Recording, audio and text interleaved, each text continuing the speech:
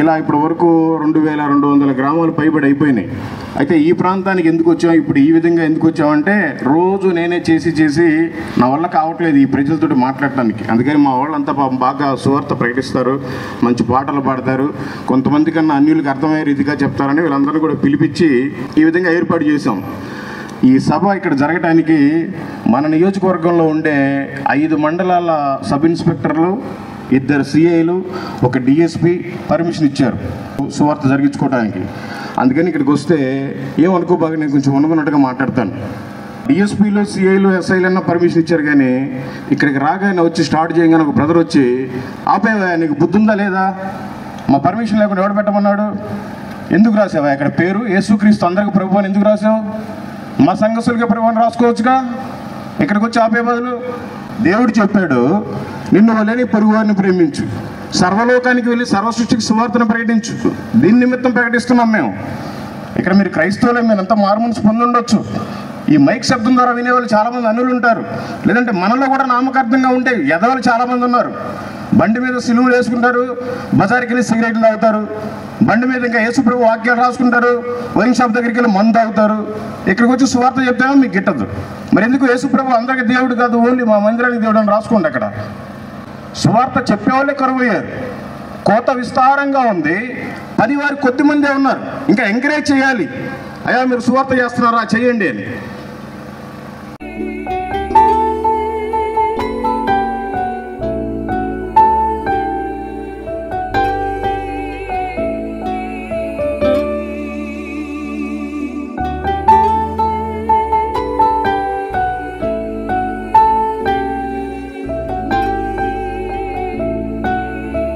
అందరికీ praise the lord.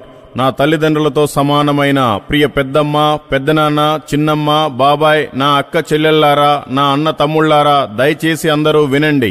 మీ యొక్క అమూల్యమైన సమయాన్ని మీకు ఉపయోగపడే ఈ మంచి మాటల కోసం 10 నిమిషాలు కేటాయించండి. ఎక్కడి వారు అక్కడే శ్రద్ధగా వినండి. యేసుక్రీస్తు అందరికీ ప్రభు. ఆయన చాలా మంచి దేవుడు, చాలా శక్తివంతమైన దేవుడు. యేసు ప్రభు లోక రక్షకుడు. యేసు ప్రభు కృపగల దేవుడు. ఆయన సర్వశక్తి కలిగిన దేవుడు. ఆయన చాలా గొప్ప దేవుడు. యేసు ప్రభు ఎందుకు గొప్ప దేవుడంటే, ఆయన ఈ ప్రపంచాన్ని అనగా భూమియు, ఆకాశమును, సముద్రమును అన్నీ సృష్టించిన సృష్టికర్త. అంతేకాదండి, నిన్ను నన్ను పుట్టించిన దేవుడు యేసు ప్రభు. ఇంకా ఒక్క మాటలో చెప్పాలంటే, ఆయన ఈ ప్రపంచం అనగా భూమి, ఆకాశం, సముద్రం, చెట్లు, జంతువులతో సహా అంతా నోటి మాటతో పలికితేనే కలిగినవి. దేవుని శక్తి అలాంటిది. కానీ ఆయన నిన్ను నన్ను మాత్రం వాటన్నిటిలాగా నోటితో పలకకుండా స్వయంగా తనలాగే తన చేతులతో మట్టిని తీసుకొని చాలా ఇష్టపడి మనిషిని ప్రేమించి మానవుని నిర్మాణం తనలాగే దేవుడు నిర్మించుకున్నాడు. ఆ మానవుని నిర్మాణంలో ఆయన జీవాత్మను ఊదాడు. అప్పటి నుండి మన హృదయం దేవుని ఆలయమై ఉన్నది. మన గుండెల్లో దేవుడు గుడి కట్టుకుని నివసిస్తున్నాడు. ఇది నిజం. ఆయన నివాసం మన హృదయం. అందుకే మనం బ్రతుకుతున్నాం. అంతేకాదు, మనం ఏదైనా తప్పు చేసినప్పుడు మన మనస్సాక్షి ఒప్పుకోదు. అదేనండి దేవుని పరిశుద్ధాత్మ. కానీ నువ్వు మాత్రం నీ హృదయాన్ని పాడు చేస్తున్నావు, నీ మనసుని పాడు చేసుకుంటున్నావు, నీ లోపల ఉండే దేవుని ఆలయం నాశనం చేస్తున్నావు. ఎందుకు? చెడు వ్యసనాలకు, దురలవాట్లకు ఎందుకు నీవు బానిసవయ్యావు? ఈ భూమి మీద జంతువులు గడ్డిని, కొన్ని ఆకుల్ని తిని బ్రతుకుతాయి.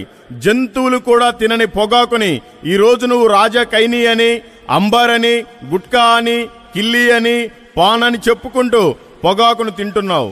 ఎందుకు? చుట్టా అని, బీడీ అని, హుక్కా అని, సిగరెట్ అని చెప్పుకుంటూ పొగాకుని త్రాగుతున్నావు. ఎందుకు? క్యాన్సర్ని, గుండె జబ్బుల్ని కొని తెచ్చుకుంటున్నావు. ఎందుకు? పనికిరాని కొన్ని ఆకులు, కొన్ని చెక్కలు, కుళ్ళిపోయిన కాయలతో మురగబెట్టి మరిగించిన మద్యాన్ని మందు అని చెప్పుకొని ఆ రంగు నీళ్లను త్రాగుతున్నావు. ప్రతిరోజు ఇంట్లో గొడవలు, బయట గొడవలు, త్రాగిన మైకంలో నీ భార్యను కొడుతున్నావో, పిల్లలను కొడుతున్నావో, ఎవరితో ఏం మాట్లాడుతున్నావో, ఎవరిని ఏమి తిడుతున్నావో కూడా నీకు అర్థం కాని పరిస్థితి. నిన్ను అందరూ త్రాగుబోతు అని మాట్లాడుకుంటున్నా నీకు సిగ్గనిపించట్లేదా? నీకు దేవుడు పెట్టిన జ్ఞానాన్ని, తెలివిని మరచిపోయి నేను చాలా సంతోషంగా ఉన్నాను, చాలా ఆనందంగా ఉన్నాను అని భ్రమలో బ్రతుకుతూ నీ ఆరోగ్యం పాడు చేసుకుంటూ అనారోగ్యంగా ఉన్నావు. నీవు పెళ్లి కాకముందే ఒకరితో, పెళ్ళైన తర్వాత మరొకరితో, పెళ్లి చేసుకున్న వాళ్ళు లేకపోతే ఇంకొకరితో నీ కామ కోరికల 5 నిమిషాల ఆత్రం కోసం అక్రమ సంబంధం పెట్టుకొని వ్యభిచారం చేస్తూ నేను చాలా సుఖభోగాలను అనుభవిస్తున్నాను, చాలా ఎంజాయ్ చేస్తున్నాను అని కలలుగంటూ నీ కుటుంబాన్ని, నీ సంసారాన్ని పాడు చేసుకుంటూ నిన్ను నమ్మిన వారిని మోసం చేస్తున్నావు. నీవు పొలం పని కావచ్చు, కూలి పని కావచ్చు, కాంట్రాక్ట్ పని కావచ్చు, వ్యవసాయం కావచ్చు, ఉద్యోగం కావచ్చు, వ్యాపారం కావచ్చు, ఏ పని చేసినా నాణ్యత, నమ్మకం లేకుండా అబద్ధాలతో నీ కాలాన్ని వెల్లదీస్తూ మోసంతో మభ్యపెట్టి బ్రతుకుతున్నావు. అందుకే నీకు తీర్చలేని అప్పులు లేదా నీకు మించిన ఆస్తులు ఉన్నవి అని అనుకోవచ్చు. ఇంట్లో టీవీ ఉంది కదా అని నీకిష్టం వచ్చిన సీరియల్స్, సినిమాలు చూసి నీ బాధ్యతను మరచిపోయి నువ్వు కూడా వాళ్ళలాగే ఇంట్లో లేదా బయట నటించి నీ కుటుంబాన్ని పాడు చేసుకుంటూ సోమరిపోతూ అయిపోతున్నావు. నీకు మొబైల్ ఉంది కదా అని నీకిష్టం వచ్చిన వాళ్ళతో మాట్లాడకూడని మాటలు, బూతులు మాట్లాడుతున్నావు. నీకిష్టం వచ్చిన బూతు బొమ్మలు మరియు చూడకూడని వీడియోలు చూస్తున్నావు. నీ తల్లిదండ్రులను లేదా నీ అత్తమామలను లేదా నీ భార్య లేదా నీ భర్తను, నీ పిల్లలను పట్టించుకోకుండా బాధ్యత లేకుండా తిరుగుతున్నావు. నాకు తినటానికి తిండి ఉంది, కట్టుకోవడానికి మంచి బట్టలు ఉన్నాయి, నా దగ్గర డబ్బులు ఉన్నాయి అనుకొని జూదానికి లేదా పేకాటకు అలవాటు పడి నీ భవిష్యత్తుని నీ చేతులారా నీవే పాడు చేసుకుంటున్నావు. ఇవన్నీ చేస్తూనే నేను మంచి భక్తుణ్ణి అనుకుంటూ పండగ వచ్చిందంటే నా పాపం పోవటానికి ఒక కోడిని లేదా ఒక మేకను లేదంటే ఒక పొట్టేలును కోసి దేవుడి పేరు చెప్పుకొని రక్తం చిందించి నీవే దానిని తినేసి నా పాపము పోయిందిలే, ఇంకొక సంవత్సరం వరకు నాకు చాలా మంచి జరుగుతుందని ఒక మూఢనమ్మకంతో బ్రతుకుతున్నావు. ఇవన్నీ దేవుడు చూసి నిన్ను నన్ను గ్రహించి మానవుడు పూర్తిగా చెడిపోయి ఉన్నాడు అని తనకు తానే మానవుడిగా తండ్రి ప్రమేయం లేకుండా పరిశుద్ధాత్మ దేవుని ద్వారా ఒక కన్యక గర్భమందు ఈ భూమి మీద లోకరక్షకుడు యేసుక్రీస్తుగా జన్మించి 33 సంవత్సరాల పైబడి ఈ భూమి మీద తిరిగి అనేక అద్భుతాలు, మహత్తర కార్యాలు చేసి నీ పాపం, నా పాపం అనగా జన్మ కర్మ పాపం కోసం ఆయనే బలిగా అర్పించుకొని శిలువ మీద చనిపోయి సమాధిలో పెట్టిన తరువాత 3వ రోజున తిరిగి లేచి తర్వాత చాలా మందికి కనబడి అనేక అద్భుతములు చేసి తిరిగి యేసు ప్రభు పరలోకానికి ఆరోహణమయ్యాడు. ఆయన వెళుతూ వెళుతూ చెప్పిన మాట, మనుషులంటే నాకు చాలా ఇష్టం, భూమంతా పాడైపోయింది, నేను పరలోకం వెళ్ళి మంచి పట్టణాన్ని తయారు చేసి మిమ్మల్ని తీసుకువెళ్ళడానికి నేను మళ్ళీ 2వసారి వస్తాను. అక్కడ మీకు మోసాలు, మానభంగాలు, దొంగతనాలు అవి ఏమీ ఉండవు, రాత్రులు ఉండవు, అక్కడ మీకు చావు ఉండదు. అది మీకు శాశ్వతమైన జీవితం, అంతము లేని ప్రపంచం. నేను మీతో కూడా ఉంటాను, మీరు నాతో కూడా ఉంటారు అని యేసు ప్రభు చెప్పారు. యేసు ప్రభు వచ్చే ముందు ఇవి జరుగుతాయి. అవేమిటంటే ఇప్పుడు మనకి ఆల్రెడీ అందరికీ కనబడుతున్నవి. అవి భయంకరమైన రోగాలు, భూకంపాలు, వరదలు, సునామీలు, క్రొత్తగా corona virus, Wuhan virus, delta variant, ఇప్పుడు ఒమిక్రాన్ వేరియంట్, ఇంకా ఎన్నో మనకు తెలియనివి కూడా రావచ్చు. ఆశ్చర్యం లేదు.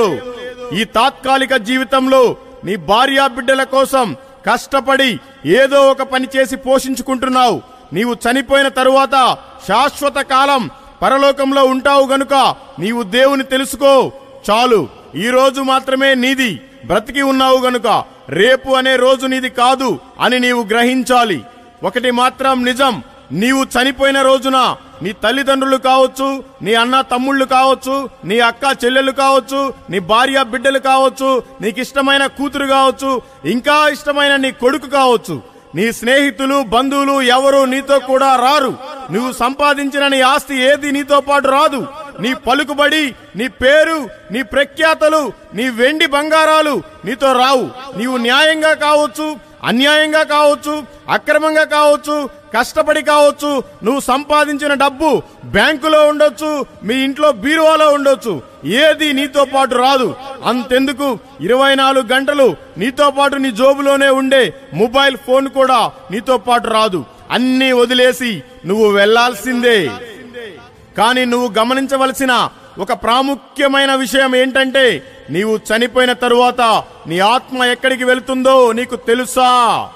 అందరూ అనుకుంటున్నారు నేను చాలా మంచి పనులు చేశాను, పేదవారికి సహాయం చేశాను, అందరికీ అన్నదానం చేశాను, వస్త్రదానం చేశాను, నేను చాలా పుణ్యకార్యాలు చేశాను అనుకొని భ్రమలో నేను ఖచ్చితంగా స్వర్గానికి వెళతా అని నీవు అనుకుంటున్నావు.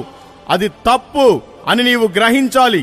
కానీ బైబిల్ గ్రంథంలో దేవుడు వాక్యం ద్వారా ఏం చెప్తున్నారంటే, యేసు ప్రభువును దేవుడిగా నమ్మి మారు మనసు పొంది బాప్తిసం పొందిన వాడు రక్షింపబడును, నమ్మని వానికి శిక్ష విధింపబడును. కాలము సంపూర్ణమై ఉన్నది, దేవుని రాజ్యము సమీపించి ఉన్నది, మారు మనసు పొంది సువార్తని నమ్మండి అని యేసుక్రీస్తు చెప్పారు. యేసు ప్రభు వారు చెప్తున్నారు, నేనే సత్యము, నేనే మార్గము, నేనే జీవము, నా ద్వారా తప్ప ఎవ్వరూ పరలోకపు తండ్రి దగ్గరికి రారు అని చెప్తున్నారు. అంతేకాదు, మీరు సర్వలోకమునకు వెళ్ళి సర్వ సృష్టికి సువార్తను ప్రకటించుడి అని యేసు ప్రభు చెప్పారు. నువ్వు అనుకుంటున్నావు వీళ్ళకి ఏమీ పని పాట లేక ఏదో చెప్తున్నారు ఇక్కడికి వచ్చి, ఇది నా కోసం కాదులే, ఊరి బయట ఉండే వాళ్ళ కోసం అని నువ్వు అనుకుంటున్నావు. మాకు పని పాట లేక కాదు, అన్ని పనులు మానుకొని నువ్వు ఖచ్చితంగా తెలుసుకోవాలనే నీకోసమే ఈ మాటలు చెబుతున్నాము. అందుకే ఈరోజు మేము మీ మధ్యలోకి మీ ఊరికి వచ్చి ఈ మాటలు చెబుతున్నాము. నువ్వు కూడా దేవుని తెలుసుకో. నువ్వు ఏదైతే చెడు అలవాటుకు బానిసగా మారావో ఆ చెడు వ్యసనాల నుండి ఈరోజు నిన్ను యేసు ప్రభు విడిపిస్తాడు, నిన్ను ఆశీర్వదిస్తాడు. ఇవన్నీ నేను మీకు చెప్పటం వల్ల నాకు వచ్చే లాభం ఏమీ లేదు. కానీ ఎందుకు మీకు చెప్తున్నానంటే, నేను కూడా యేసు ప్రభు దేవుడని తెలియక ముందు ఒకప్పుడు అన్ని తప్పులు పాపాలు చేసి ఇప్పుడు దేవుని తెలుసుకొని చాలా ప్రశాంతంగా బ్రతుకుతున్నాను. నాకు వచ్చిన ఈ ప్రశాంతత మీకు కూడా రావాలని, మీరు కూడా దేవుని తెలుసుకోవాలని, నీవు కూడా నరకానికి వెళ్లకుండా పరలోకానికి రావాలని నా భార్య పిల్లలను సైతం పక్కన పెట్టి ఈ మంచి పని చేయడానికి ఇష్టపడ్డాను. నేను దేవుడు యేసు ప్రభు అని తెలుసుకున్న తర్వాత నా పేరు మారలేదు, నా కులం మారలేదు, నా గోత్రం మారలేదు, నా మతం మారలేదు, నా మనసు మాత్రమే మారింది. నేను ఏ మతంలో దిగలేదు. క్రైస్తవ్యం మతం మార్చేది కాదు, కులాన్ని మార్చేది కాదు, మన జీవితాన్నే మార్చేది. నీ మనస్సు మారితే చాలు, దేవుడు నీ జీవితాన్ని బాగు చేస్తాడు, నిన్ను పరలోకానికి తీసుకొని వెళ్తాడు. ఇది సత్యం. మీరు నమ్మినా నమ్మకపోయినా వాస్తవం ఇదే. మన జీవితంలో ఎన్నో ఒడిదుడుకులు, ఎన్నో ఇబ్బందులు, చెప్పుకోలేని అవమానాలు, అప్పులు, అనారోగ్యాలు, మన పైన చేతబడులు, దెయ్యాలు, ఇవన్నీ మనకి అవసరమా? సమాజంలో నీవు సిగ్గుతో తల వంచుకుని బ్రతుకుతున్నావేమో. నీ బాధని ఎవరితో చెప్పుకోలేక, ఏమీ చేయలేక నీలో నీవు కృంగిపోతున్నావు. నీవు మనస్ఫూర్తిగా నమ్ము చాలు, యేసు ప్రభు నీ తల ఎత్తుకొని తిరిగేలా చేస్తాడు నిన్ను. నీవు ఎక్కడికి వెళ్ళనవసరం లేదు. నీవు నమ్మితే చాలు, దేవుడు అద్భుతాన్ని నువ్వు కనులారా చూస్తావు. ఇప్పటికీ దేవుడు మనిషిని చాలా ప్రేమిస్తున్నాడు, నిన్ను కూడా చాలా చాలా ప్రేమిస్తున్నాడు. ఆయన ఇష్టపడుతున్నాడు నీవు ఆయనకి కావాలి అని. దేవుడు చాలా మంచి దేవుడు. నీవు యేసు ప్రభుతో మాట్లాడితే వినగలిగే దేవుడు. నీవు ఏది అడిగినా నీకు సమాధానం ఇచ్చే దేవుడు. నీకు నమ్మకం ఉంటే ఇప్పుడే ప్రయత్నించి చూడు, నీకే నిజం తెలుస్తుంది. యేసు ప్రభువు మాట్లాడతాడు. నీవు ఇంటి లోపలికి వెళ్ళి కూర్చొని, యేసయ్యా నీవు నిజమైన దేవుడు అంట కదా, యేసు ప్రభువా నీవు మనుషులతో మాట్లాడతావంట కదా, నాతో ఒకసారి మాట్లాడు ప్రభువా, ఇదిగో నాకు ఈ సమస్య ఉంది అని నీవు అడిగితే ఆయన విని నీకు వెంటనే జవాబునిచ్చే దేవుడు. అప్పుడు దేవుని స్వరము నీకు వినపడుతుంది. నీ ఆరోగ్యాన్ని బాగు చేసే దేవుడు, నీ కుటుంబంలో ప్రశాంతతని కలిగించే దేవుడు. మేము ఏదో మాటలు చెప్పటం కాదు, ఒక్కసారి యేసు ప్రభుతో మాట్లాడి చూడు, నీకే నిజం తెలుస్తుంది. దేవుడు మాట్లాడటం అంటే ఏదో నీ దగ్గరికి వచ్చి భోజనం చేసావా, మంచినీళ్లు తాగావా అని కాదండి. నీ లోపల ఉండే ఆత్మతో దేవుడు మాట్లాడతాడు, అది నీకు తెలుస్తుంది. ప్రయాసపడి భారము మోసుకొనుచున్న సమస్త జనులారా నా యొద్దకు రండి, నేను మీకు విశ్రాంతి కలుగజేతును అని చెప్పాడు. యేసు ప్రభు దగ్గరికి రావడం వలన, దేవుణ్ణి నమ్ముకోవడం వలన నీ పేరు మార్చుకోవాల్సిన అవసరం లేదు, నీ కులం మార్చుకోవాల్సిన అవసరం లేదు, నీ మతం మార్చుకోవాల్సిన అవసరం అంతకంటే లేదు. నీ మనస్సు మార్చుకుంటే చాలు. యేసు ప్రభు దేవుడు అని నమ్మితే చాలు. దేవుడు నిన్ను ప్రేమిస్తున్నాడు, దేవుడు నిన్ను పిలుస్తున్నాడు. నీవు నమ్మి ఆయన దగ్గరికి వచ్చినట్లయితే నీకు ఏ బాధ ఉందో ఎవరికి చెప్పుకోలేకపోవచ్చు, కానీ నువ్వు మీ ఇంట్లో కూర్చొని యేసు ప్రభువుకు చెప్తే నీ బాధలన్నీ తీరిపోతాయి. ఇది సత్యం. నీవు నమ్మితే చాలు. యేసు ప్రభు ఈ భూమి మీద చేసిన అద్భుతాలు ఏమిటంటే, గుడ్డి వారికి చూడటానికి చూపునిచ్చాడు, పక్షవాతం వచ్చిన మనిషిని బాగు చేశాడు, కుంటివారికి నడవటానికి కాళ్ళు ఇచ్చాడు, మూగవారికి మాట్లాడటానికి మాటలనిచ్చాడు, చెవిటివారు వినగలిగారు, 12 సంవత్సరముల నుండి రక్తస్రావంతో బాధపడుతున్న స్త్రీ బాగుపడింది, కుష్ఠరోగి బాగుపడ్డాడు, దెయ్యాలు పారిపోయాయి. ఇలా 1 కాదు 2 కాదు ఎన్నో అద్భుతాలు చేసిన దేవుడు యేసు ప్రభు. యేసు ప్రభు ఒక పల్లెకో, ఒక గ్రామానికో, ఒక ప్రాంతానికో, లేక ఒక కులానికో, ఒక మతానికో చెందిన దేవుడు కాదు. ప్రతి మనిషికి ఆయన దేవుడు. నమ్ముట నీ వలనైతే నమ్మువానికి సమస్తము సాధ్యమే అని యేసు ప్రభు వారు చెప్పారు. సమస్యలు పోవటానికి ఇదిగో ఈ సమయము నీకోసమే వచ్చినట్లుంది. దేవుడు మాట్లాడుతున్నాడు. ఇది వింటున్న నీవు ఏ బాధలో ఉన్నావో నాకు తెలియదు, కానీ నీకు యేసు ప్రభు మీద నమ్మకం ఉంటే మా దగ్గరికి రండి, మేము ఇప్పుడే మీకోసం ప్రార్థన చేస్తాము. దేవుడికి ఇష్టం అయితే మీకు ఖచ్చితంగా ఆయన సహాయం చేసి యేసు ప్రభు రక్షణ నీకు కలుగజేస్తాడు. ఆయన నెమ్మది కలిగించి సంతోషపరుస్తాడు. నిన్ను, నీ కుటుంబాన్ని యేసు ప్రభు దీవిస్తాడు. సమయం ఉన్నప్పుడే నీ జీవితాన్ని కాపాడుకో, లేదంటే నీ జీవితాన్ని పాడు చేసుకుంటున్నావేమో ఆలోచించుకో. ప్రియ క్రైస్తవుడా, ఇదంతా విన్నావు కదా. నీవు దేవునికి దగ్గరగా జీవిస్తున్నావా? దేవునికి ప్రతిరోజు ప్రార్థన చేస్తున్నావా? 6 రోజులు నీవు కష్టపడి పని చేసుకుని 7వ రోజున ఆదివారము దేవుని సన్నిధిలో కనబడుతున్నావా? లేదా నీకు ఇష్టం వచ్చిన పని మీద, లేకపోతే ఏదో ఒక దానికి అలవాటు పడి సినిమాలకి, పనికి మాలిన పని మీద రోడ్ల మీద తిరుగుతున్నావా? లేదంటే క్రిస్మస్ లేదా గుడ్ ఫ్రైడే లేదా ఈస్టర్కి మందిరంలో కనబడి నామకార్థపు క్రైస్తవ్యంలో ఉంటున్నావా? నీవు ఇంకా ఎంతకాలం నామకార్థపు క్రైస్తవునిగా బ్రతుకుతావు? పేరుకేమో క్రైస్తవుడివి, బ్రతికేదేమో లోకస్తుల్లాగా. నువ్వు ఎలా క్రైస్తవుడు అవుతావు? నీలాంటి నామకార్థపు క్రైస్తవుడి వల్ల నిజముగా భక్తి చేసే వారికి, ముఖ్యముగా దేవుడికి కూడా చెడ్డ పేరు వస్తుంది. అందువల్ల నీవు శాపాన్ని కొని తెచ్చుకుంటున్నావు. ఇదంతా నీకు అవసరమా? ప్రియ క్రైస్తవుడా, ఇప్పటికైనా దేవునికి దగ్గరగా బ్రతుకు. యేసు ప్రభువుకు దూరంగా ఉంటూ నీవు ఏమీ సాధించలేవు. నీ జీవితంలో మొత్తం నీవు చేసేది సున్నా. నీవు చెడు అలవాట్లు మొత్తం మానేసి ఈ రోజు నుండి ప్రభువు కోసం బ్రతుకు. ఆయన రాకడ బహు సమీపంగా ఉన్నది. దయచేసి ఈ రోజు నీవు దేవునికి దగ్గరగా రా.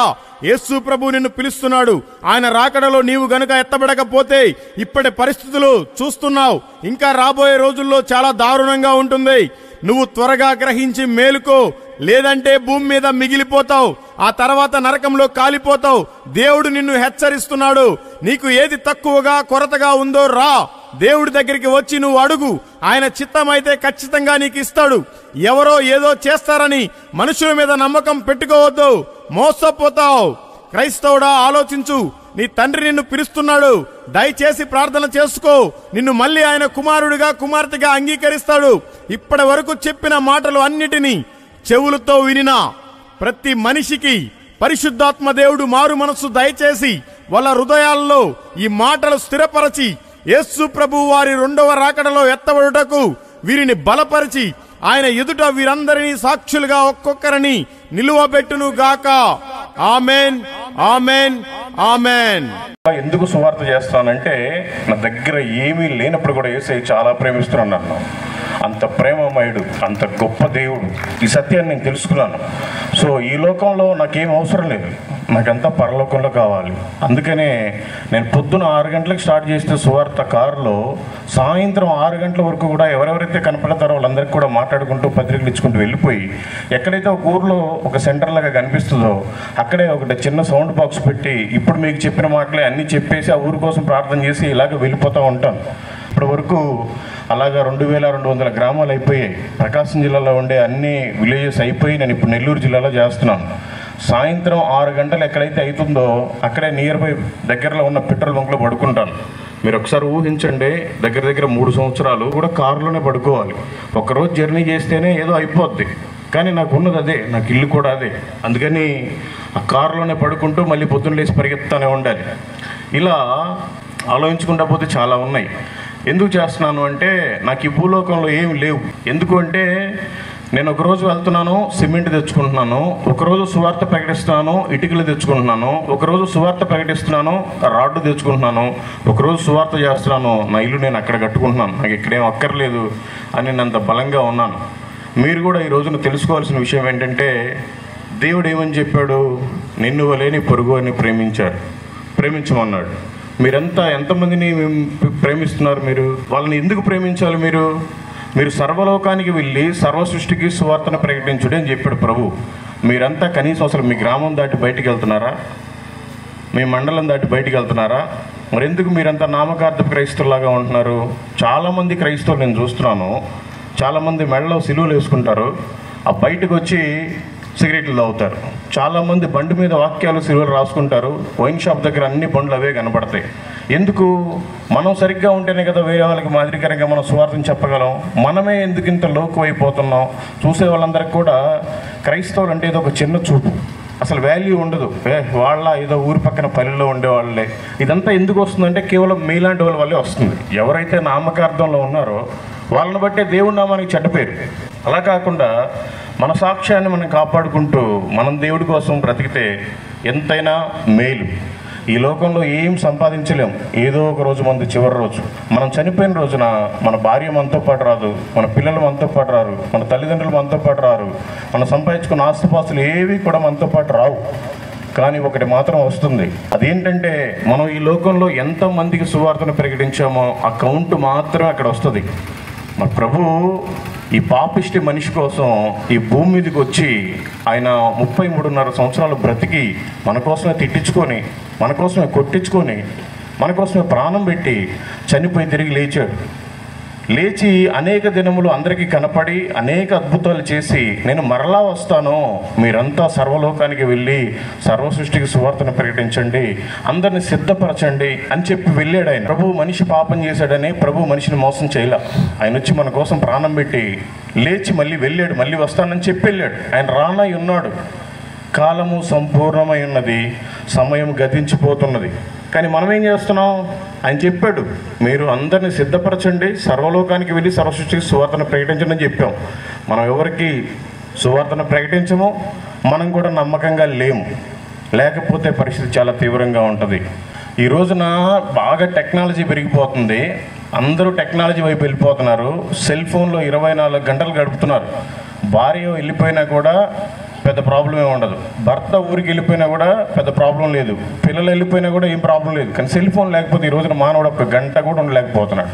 అంత దౌర్భాగ్యమైన పరిస్థితులకు సాతాను గడి తీసుకొచ్చేసాడు. వాటి టార్గెట్ ఏంటంటే ప్రభు ప్రాణం పెట్టిన విలువను కూడా తీసివేయాలి, ప్రభువుకు మనల్ని అందరినీ దూరం చేయాలి. అందుకని వాడు రకరకాలుగా చేస్తున్నాడు.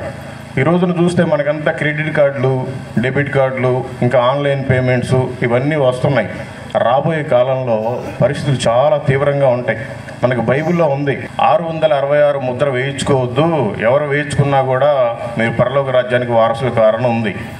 ఇప్పుడు ఏమవుతుందంటే అప్డేట్లు మారి ఇప్పుడు దాకా యూపీఐ పేమెంట్ కార్డు అది ఇది పెట్టుతున్నారు కదా, అవన్నీ తీసేసి ఒక చిప్పు తీసుకొస్తున్నారు. అదే మనకి బైబిల్ భాషలో 666.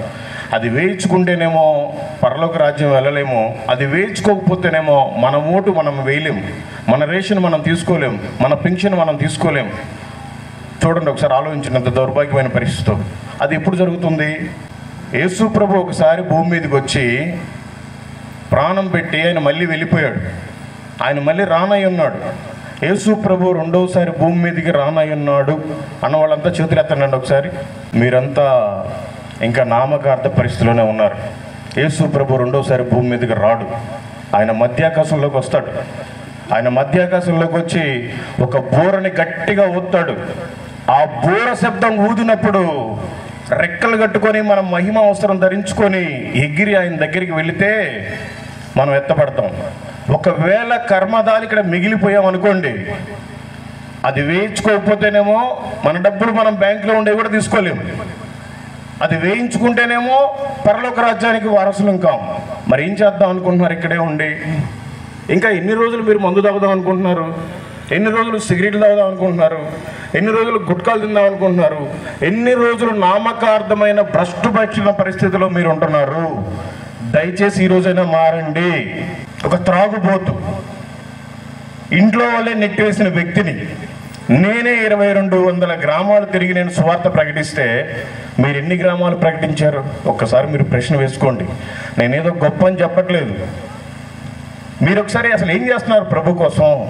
పొద్దున్న లేచిన దగ్గర నుంచి సాయంత్రం పడుకునే వరకు కూడా నేనేం సంపాదించాలి, నా భార్యకి ఏం తీసుకురావాలి, నా పిల్లలకి ఏం తీసుకురావాలి, నా ఇంటికి అది కావాలి ఇది కావాలని ఆరాట పడుతున్నాం. కానీ ఈ సెకండ్ ఇక్కడి నుంచి ఇంటికి వెళ్తామా?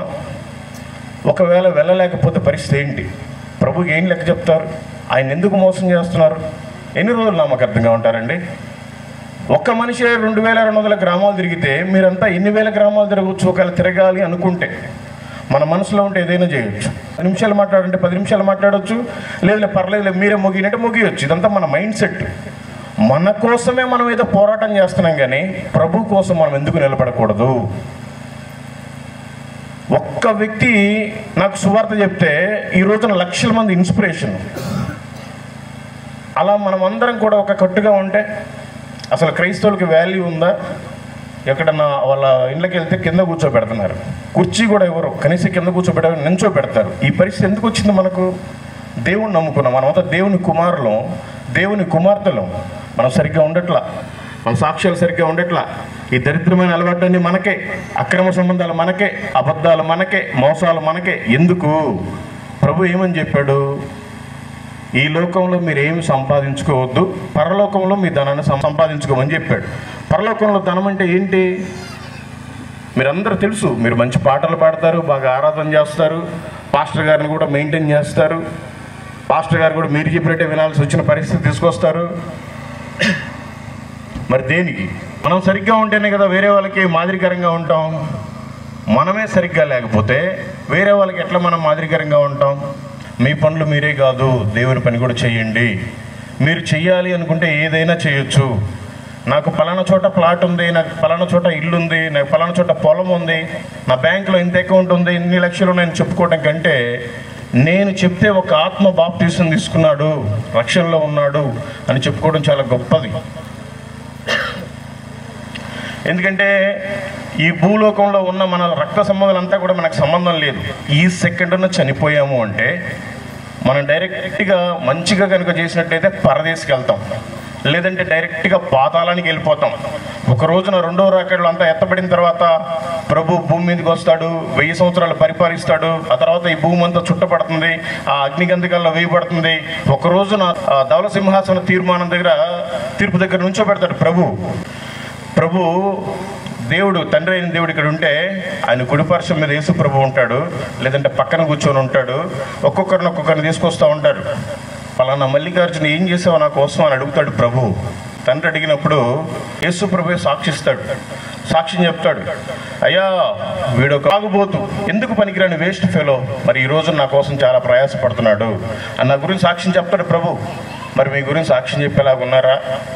ఎంతకాడికి మనం ఏదో ఒక మంచి పాట పాడాలి, చర్చిలో అందరు నన్నే చూడాలి, మనం ఏదో ఒక బ్రాండెడ్ షర్ట్ వేసుకోవాలి, నన్నే అందరు గొప్పగా అనుకోవాలి, ఇక్కడ ఆరాట పడుతున్న అందరు చూడాలని. కానీ మరి ప్రభు చూడాలి అని ఎందుకు మన ఆరాటం లేదు? దయచేసి అర్థం చేసుకోండి. చెప్పాలంటే చాలా సమయం అయిపోతుంది, మీకు ఇంకోసారి వచ్చి చెప్తాను. ఫస్ట్ మీరు సరిగ్గా ఉండండి, ఎదుటి సమాజాన్ని కూడా మనం మార్చవచ్చు మనం సరిగ్గా ఉంటే. ఈ రోజున ఎందరికో భోజనం లేదు అసలు తినడానికి.